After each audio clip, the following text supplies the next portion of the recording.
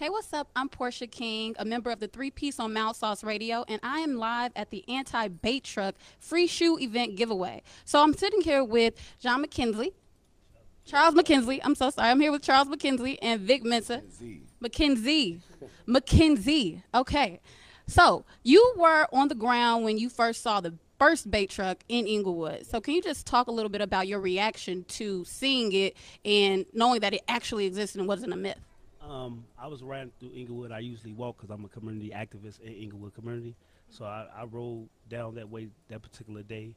And the guy's like, Mackenzie's a bait truck in the community. I'm like, a bait truck? Much stuff I do for the community. We have a bait truck in our community. So I hop out. Once I hop out, I start filming. And once I start filming, I see the police officers pull one guy out of one truck and put him in another truck.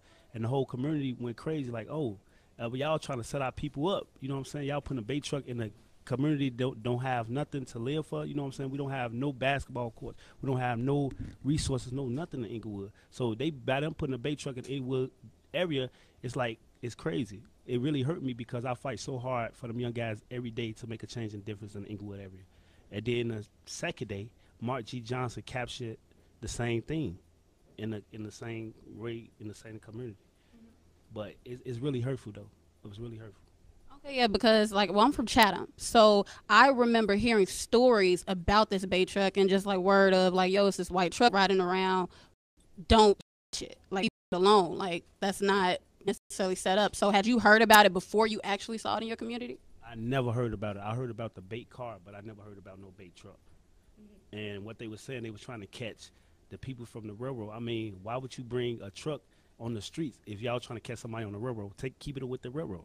And I feel it's really a lie because you bait animals. We not animals. That's how that go. They feel like since they could bring the truck to the community, they feel they could catch the thief that's stealing off the tracks. It don't go like that. It was a setup. Okay. So I'm curious as to how we got to this event today. So how did you and Vic get into contact with each other as far as setting up this event? Yeah, so we just got linked up over the last few days. I saw the videos and I saw what happened with the bait truck, and actually a good friend of mine, a man named Anwar Hadid, he's Palestinian.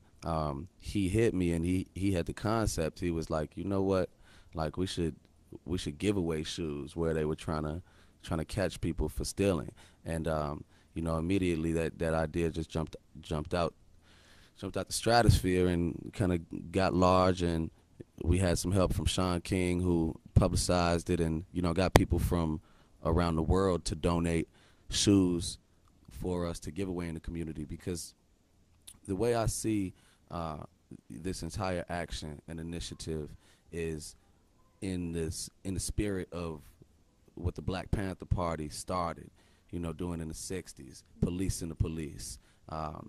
And I feel like because we've seen that the political system in place in America will not hold police officers accountable for anything. That includes murder, child rape, selling drugs, selling guns, because they do all these things. They don't hold them accountable. It's up to us in our city to hold them accountable. All right, so you mentioned Sean King. So but how also, did you? Also more than my bad. Also more than just holding the police accountable. It's also, showing love and abundance and resources to the community and putting those things in the hands of the people. And as should be understood, we're in West Inglewood right now, where much of the community lives below the poverty line, and so that immediately makes it so offensive that you would be baiting poor people with what they can't afford. Not to mention that they were putting in red bottoms and expensive shoes in the truck, so if it's more than $500, that's a felony crime. And so that just feeds more into the cycle of incarceration of the black and brown bodies that pays a white man somewhere. And so, we want to change the narrative. We want to change the narrative and give a new pair of shoes to a kid, to a whole family, to a mother that has 4 kids going into school and, got to bust her ass to try to let them go to school, feeling confident and feeling like valued, feeling like they are valued, because what they show us and what they'd like us to believe is that we are without value, but we know better than that. Okay, so as an actual citizen here in Inglewood, what's your response to that as far as the offense to them actually having the audacity to do something like this with these valuable products? I mean, it's crazy. I mean, because now I know they're gonna try it again, but they're gonna try it in a different way.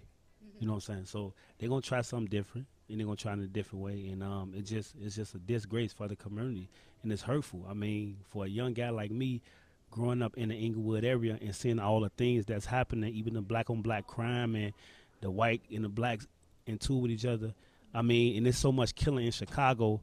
Will get them all have all this time to take out to put a bait truck. They not really solving no murders. I mean, that's where it hurt.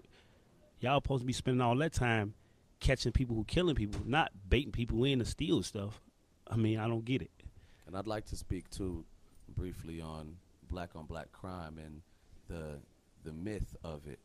The truth is that you have proximity crime, and people commit crime in the area in which they live. And the city of Chicago, for as long as it's been in existence, has been developed and organized, set up in such a way that black people didn't have a possibility to move out of the ghetto.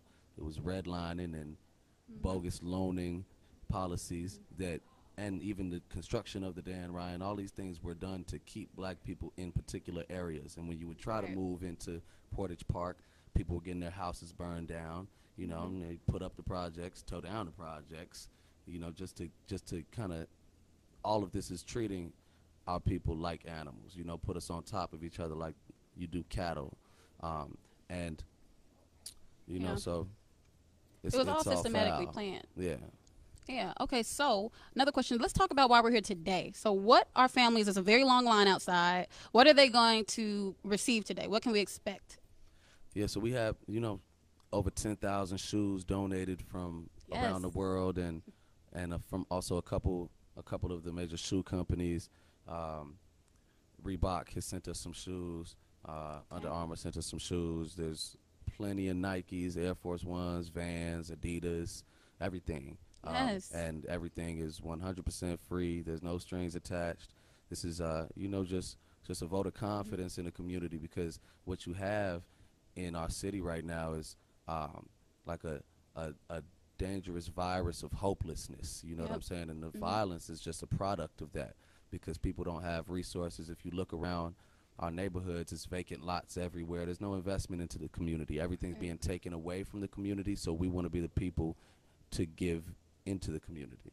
Okay. So these are also materialistic items. So what would you like to see outside of materialism within your community? Or how do you think Chicagoans can help Chicagoans? Like, so I'm from Chatham. We got people from other areas and other neighborhoods who are dealing with similar situations. So how do you think that we as a whole can help this community in particular?